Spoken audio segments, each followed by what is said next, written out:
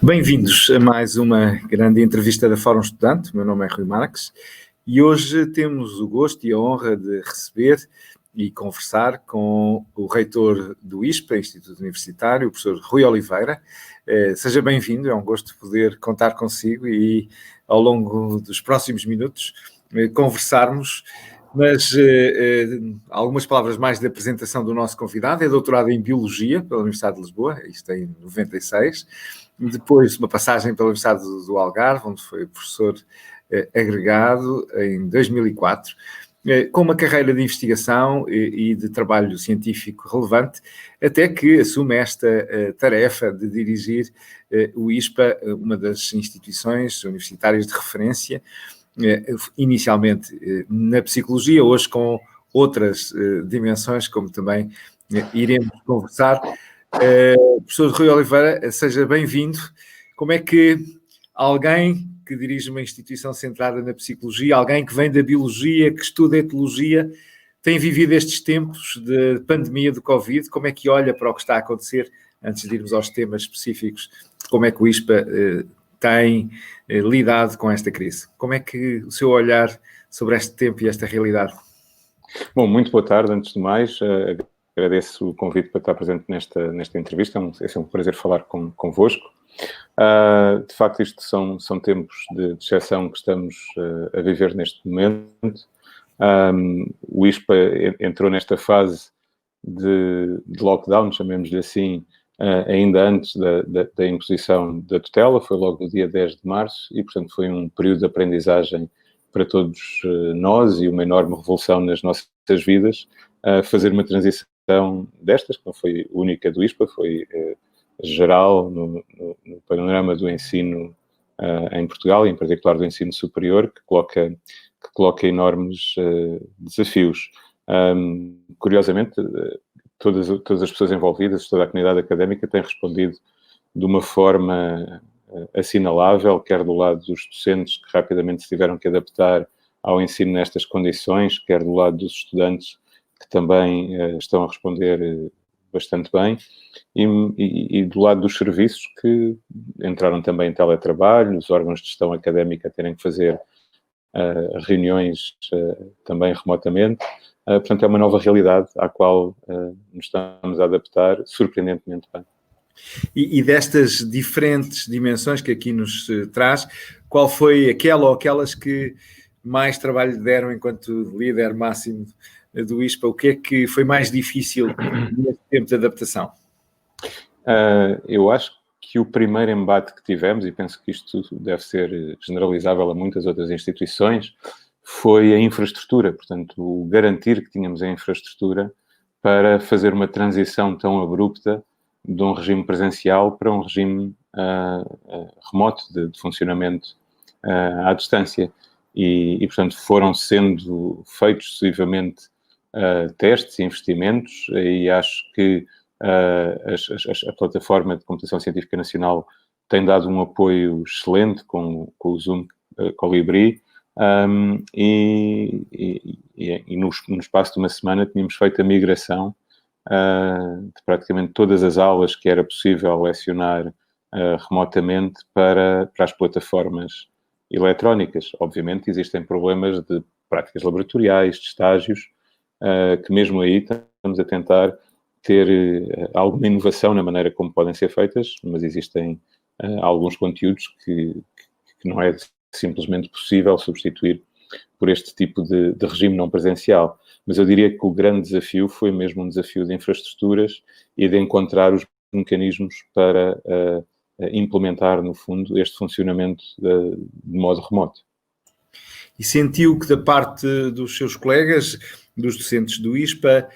se adaptaram rapidamente a este formato de ensino à distância?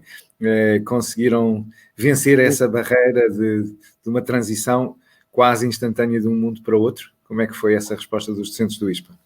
A resposta foi admirável. Acho que estão todos de parabéns. Houve uma disponibilidade e uma adesão enorme, mesmo da parte de pessoas que eventualmente não têm uma familiaridade tão grande com este tipo de meios. Houve sessões de formação em que todos participaram, foram postas à disposição das pessoas de diferentes tipos de de tecnologias e de plataformas que foram testadas e as pessoas foram reportando onde se sentiam mais à vontade. Portanto, existiu sem dúvida um apoio da nossa parte, mas houve uma enorme disponibilidade do nosso corpo docente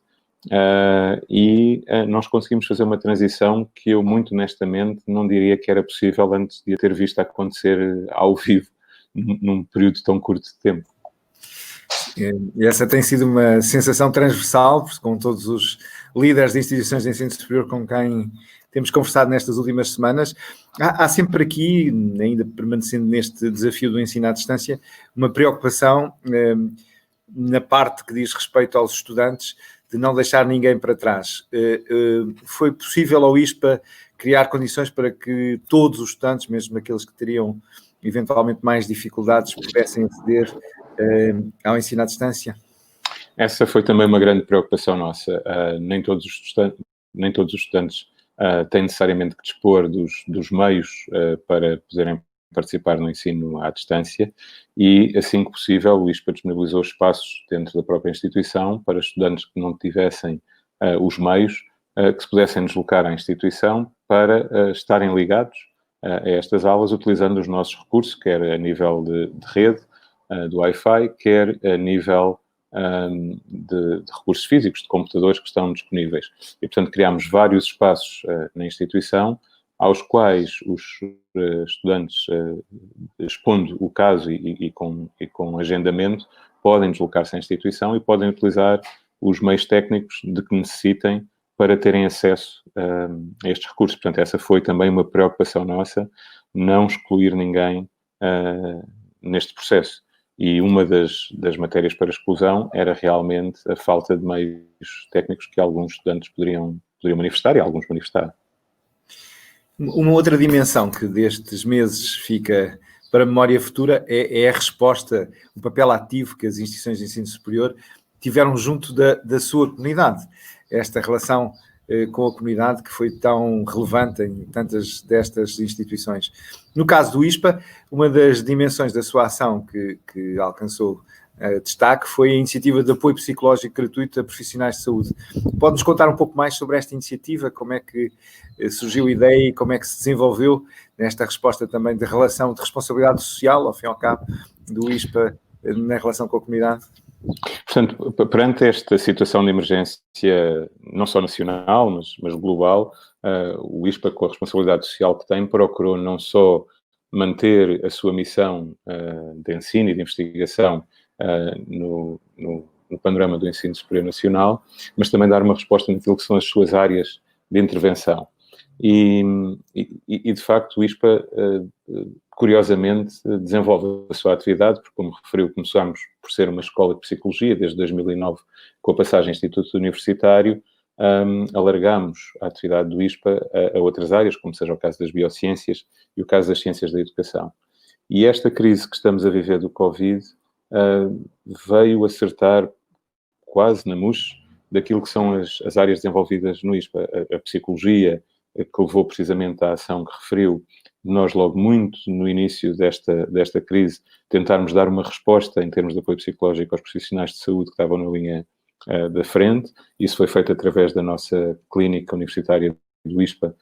a qual fez um apelo a toda a comunidade alumni do ISPA que tivessem condições de participar, que tivesse formação para participar, e foi impressionante ver a mobilização da nossa comunidade alumni, em que pouco mais de 24 horas existiam mais de 100 voluntários disponíveis para essa linha de apoio, mas também as outras áreas, a nível das biociências, o desenvolvimento tem existido na área da bioinformática, que é uma área central para aquilo que está a ser feito no estudo da Covid, embora não exista no ISPA, mas é uma área na qual o ISPA tem essa capacidade, e na área da educação, com todos os desafios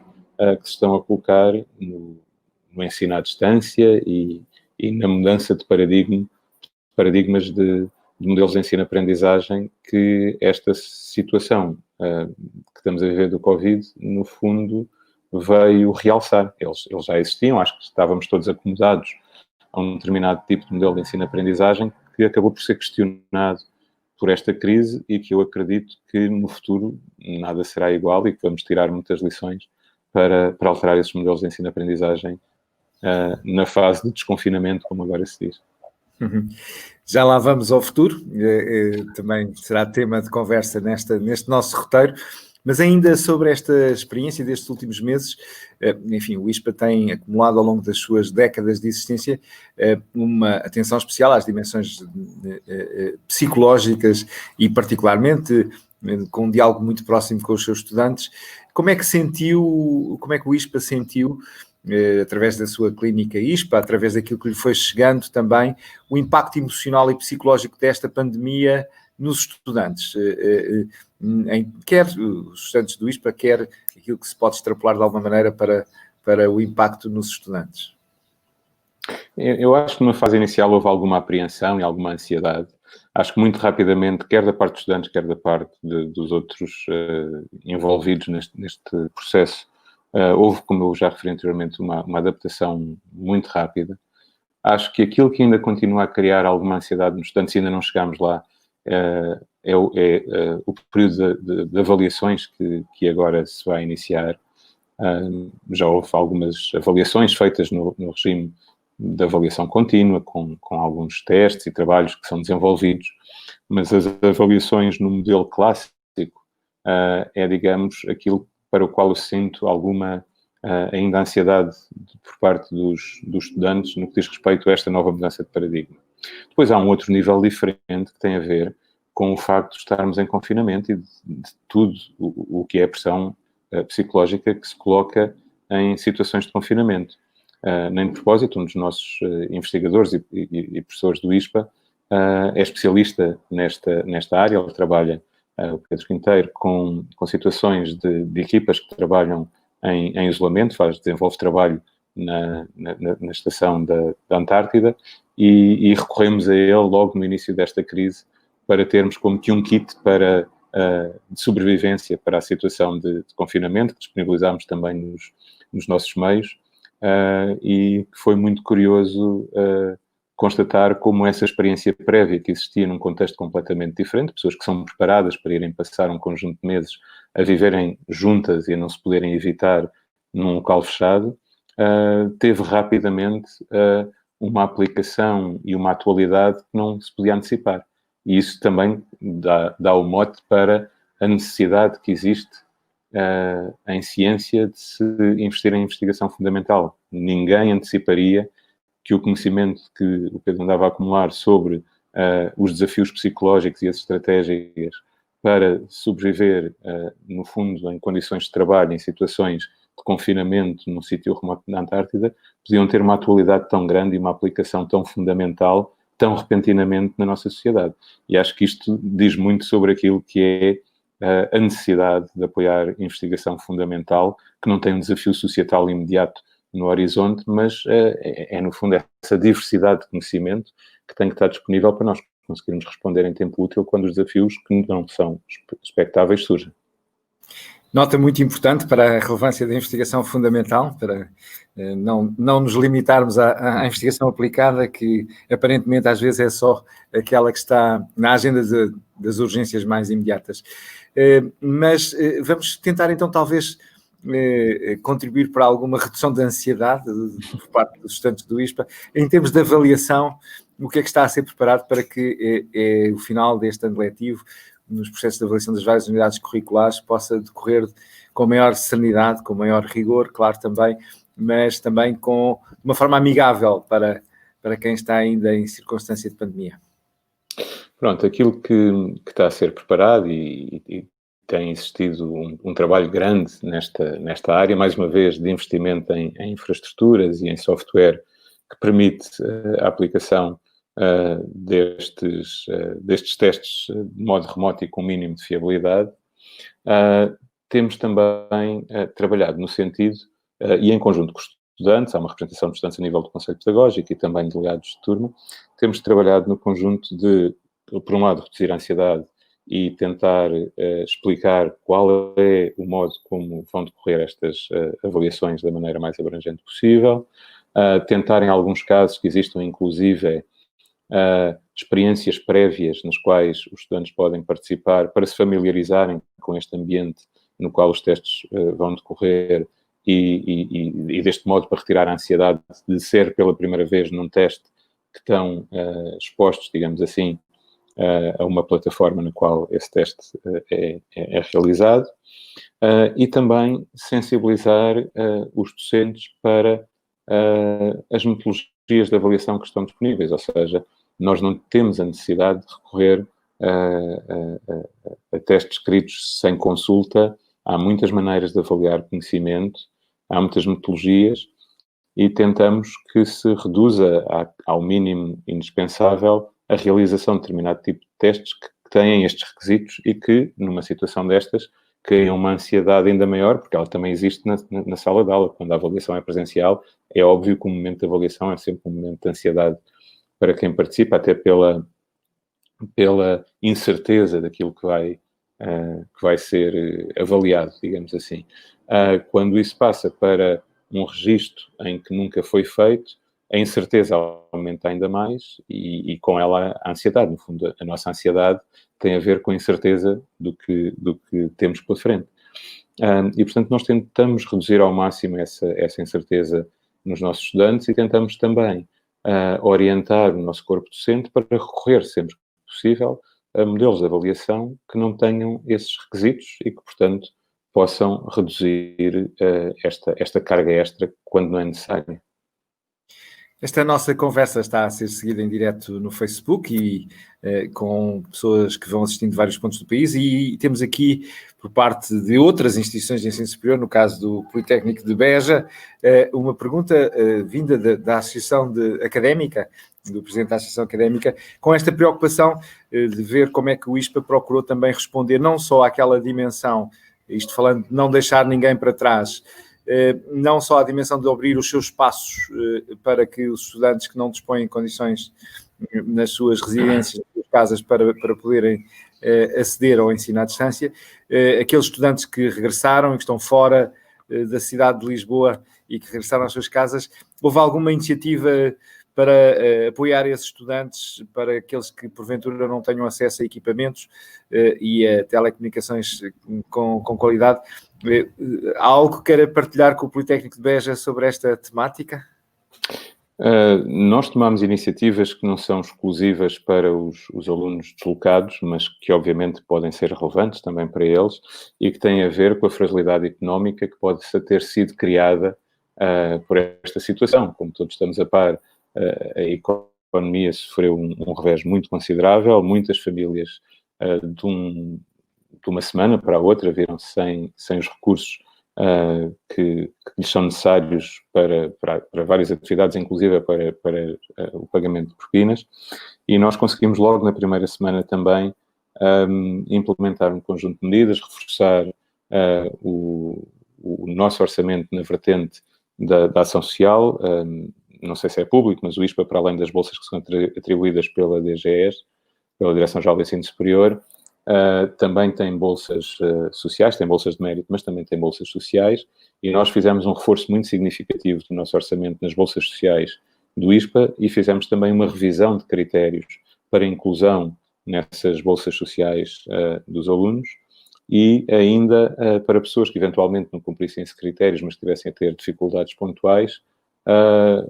negociações de planos de pagamento. Portanto, a mensagem foi tentar mesmo não deixar ninguém para trás, e foi dada muito claramente, passou-se muito claramente o sinal, através do nosso Gabinete de Ação Social, de que as pessoas deviam apresentar os seus casos e que todos os casos seriam tidos em consideração e que ninguém ficaria sem propostas de solução para as diferentes situações em que tinham ficado. Portanto, houve um investimento e uma grande disponibilidade e um grande trabalho que eu aproveito para saudar também os nossos colegas do Gabinete de Ação Social, que tem estado a ser desenvolvido por eles,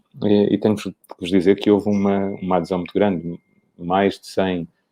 alunos se candidataram e tiveram a resposta do nosso Gabinete de Ação Social, que teve que, no fundo, preparar todos estes processos e dar-lhes resposta em tempo recorde para aquilo que eram também os tempos de análise e despacho deste tipo de situações. No que diz respeito especificamente a alunos deslocados, surgiram-nos algumas situações que, muito honestamente, nós não conseguimos resolver porque nos ultrapassam, que não têm tanto a ver com este tipo de pedidos de apoio mais numa vertente financeira, mas com aconselhamentos que tinham a ver sobre se as pessoas deviam ficar ou não quando são alunos deslocados internacionais. Houve um conjunto de alunos que nós tínhamos em mobilidade académica fora que conseguimos trazer logo nas semanas iniciais de volta para Portugal, mas também temos alguns alunos internacionais a estudar no ISPA e surgiram-nos da parte de alguns as perguntas: vale a pena eu continuar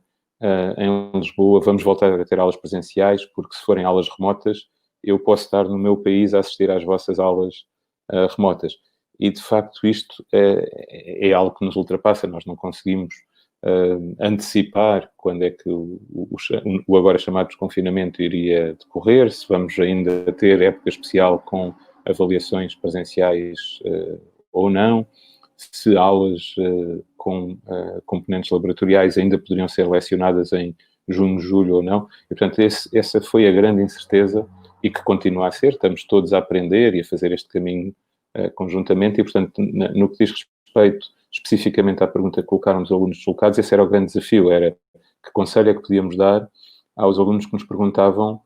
se podiam regressar aos seus países e concluir o semestre remotamente ou se eventualmente iam ainda precisar de ter atividade presencial no ISPA até ao final do semestre, e essa era uma grande dúvida que nós esperamos ainda ter alguma atividade presencial em junho, julho, quando ela se justifique. Vamos regressar a um tema pelo qual já passámos, a investigação e produção científica. Há pouco falávamos da importância da investigação fundamental. Obviamente o ISPA, enquanto instituição universitária, dá atenção à investigação e à produção científica. Neste quadro, durante este cenário de contingência, estudo sobre saúde mental da população portuguesa em tempos de pandemia, a investigação sobre o impacto da quarentena, já falámos da publicação dos guias de sobrevivência. Como é que o ISPA e a sua comunidade académica e os seus investigadores olham esta oportunidade também como uma oportunidade de investigação e produção científica nas diferentes áreas que já referiu que hoje são prioridade para o ISPA? Portanto, há aqui há um duplo efeito. Há, de facto, um constrangimento muito grande para a continuação do desenvolvimento da atividade de investigação face às restrições que existem, até para que, no caso da psicologia, que usa a experimentação em laboratório, ter sujeitos experimentais presencialmente no laboratório. Ainda não foi retomada essa atividade e, portanto, essa atividade está a ser, diria eu, afetada negativamente, e alguma dela a ser vista com muita cautela, quando envolve, por exemplo, colocar elétrodos para fazer EEGs nas pessoas ou recolher suor. Temos um investigador que trabalha com odores e com o papel que os odores têm na comunicação das emoções entre as pessoas e tem estado a fazer uma pesquisa sobre até que ponto este vírus é transmitido também pelo suor, porque eles recolhem o suor de participantes para outros cheirarem esses odores e portanto, há aqui algumas dificuldades de operacionalização de um determinado tipo de investigação mais experimental que estava a ser realizado. A outra face da moeda é que, de facto, criaram-se aqui novas situações que abriram novas portas de investigação, criaram-se novas perguntas. E, face a isto, a FCT criou um conjunto de ações especificamente dirigidas para a investigação relacionada com Covid-19, à qual algumas das nossas equipas estão, de facto, a concorrer e estão a fazer estudos que têm muito a ver com as dinâmicas familiares e com os impactos do confinamento em agregados familiares e nas relações familiares, com estas questões da ansiedade e da depressão que já abordámos anteriormente, com o apoio a idosos e com a sensação de isolamento, que é algo muito grave, que já existia antes da fase do Covid e que se pode agudizar com ela e que afeta muita da nossa população mais idosa de viver em situação de isolamento, digamos assim. E, portanto, houve aqui um conjunto de temas que realmente ganharam uma nova atualidade e à qual se está a tentar dar uma resposta por parte de algumas das nossas equipas, mas aí obviamente cada uma das equipas tem a sua autonomia e dinamizam-se no sentido de responderem. Começamos agora, nesta fase, reta final da nossa entrevista, a olhar para o futuro próximo e aproxima-se um ano letivo que provavelmente não será o regresso ao ano letivo anterior, com um regime de funcionamento normal, digamos assim. Como é que o ISPA se está a preparar para o ano letivo 2020-2021? Que cenários está a traçar? Como é que pensa ponderar ensino presencial e ensino à distância? O que é que nos pode avançar sobre o futuro próximo? Bom, continuamos todos nós com uma grande incerteza em relação ao futuro e à chamada segunda vaga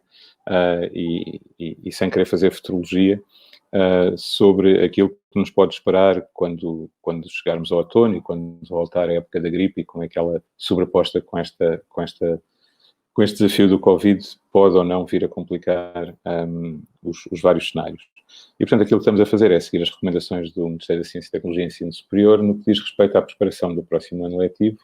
em que devemos contemplar estas diferentes possibilidades.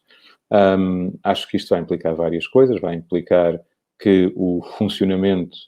preveja turmas mais estanques para que as pessoas circulem menos entre si, portanto, para se tentar quebrar, digamos assim, potenciais cadeias de transmissão, e que existam blocos, digamos, de turmas que funcionam de determinada maneira. Obviamente, isto vai implicar também uma redução do número de alunos por turma, eventualmente o desdobramento de turmas e um registro que eu diria que será muito provavelmente um registro híbrido naquilo que diz respeito a aulas, em que aulas teórico-práticas, muito provavelmente, se a situação assim o permitir, serão aulas presenciais, podendo haver maior flexibilidade no que diz respeito a aulas teóricas que podem estar disponibilizadas em plataformas online e que aquilo que se pretende, no fundo, é que as deslocações dos estudantes ao ISPA sejam para ter atividades mais interativas do que expositivas e, portanto, tudo o que sejam componentes mais expositivos possam ser assegurados através de outros meios e, como eu lhe dizia no início desta nossa entrevista, muito provavelmente esta crise vai trazer uma mudança nos paradigmas de ensino e de uma maior utilização das tecnologias de informação para o ensino à distância, que já estavam disponíveis, que ainda eram muito pouco utilizadas, mas que agora, depois de termos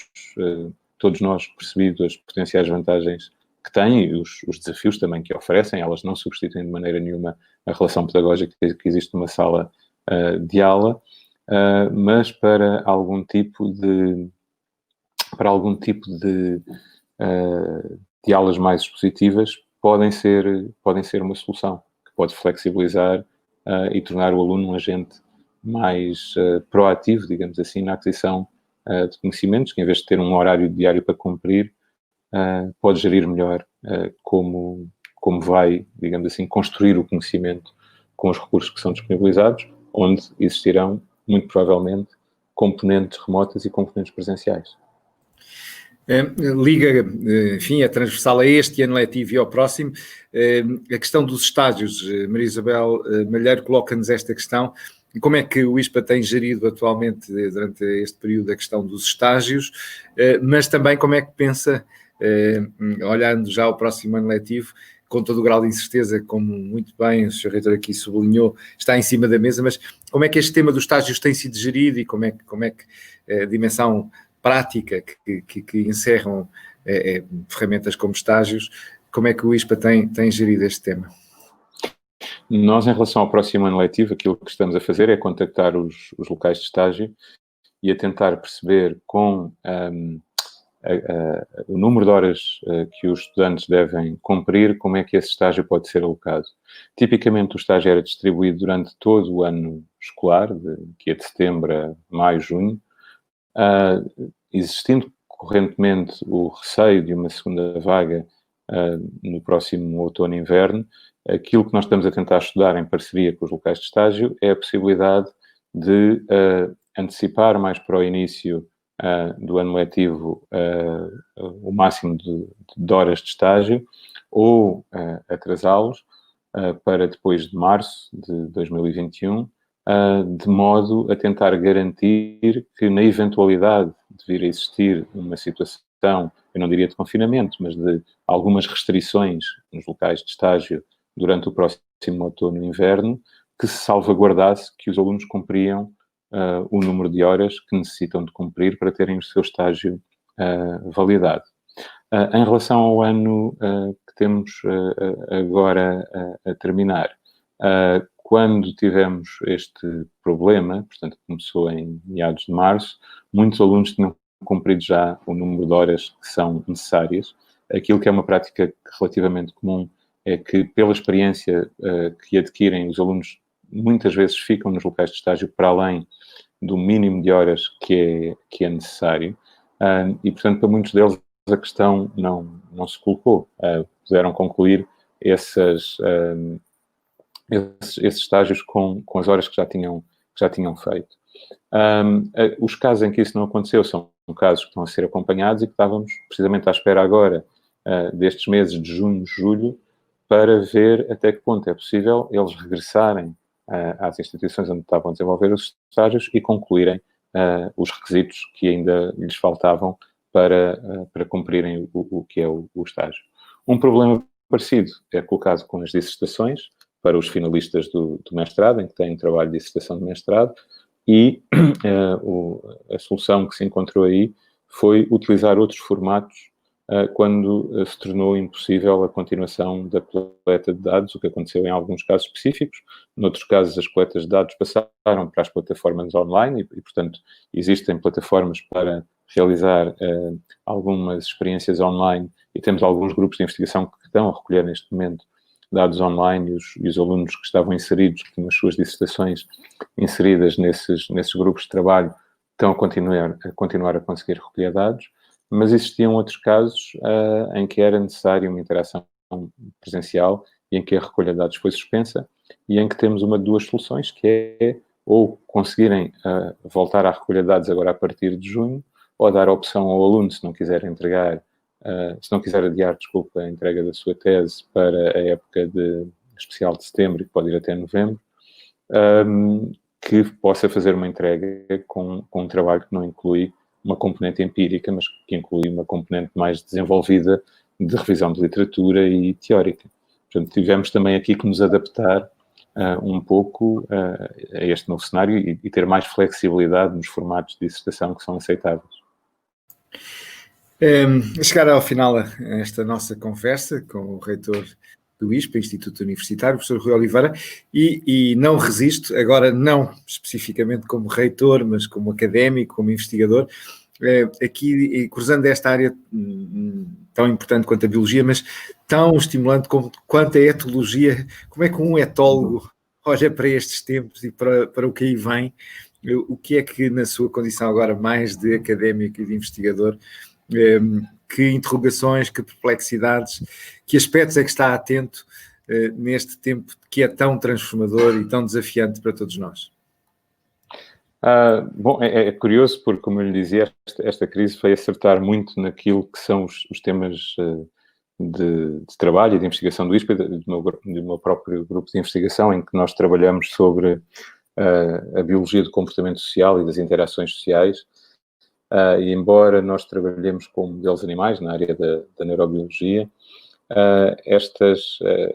questões que se têm levantado agora de termos interações remotas e de confinamento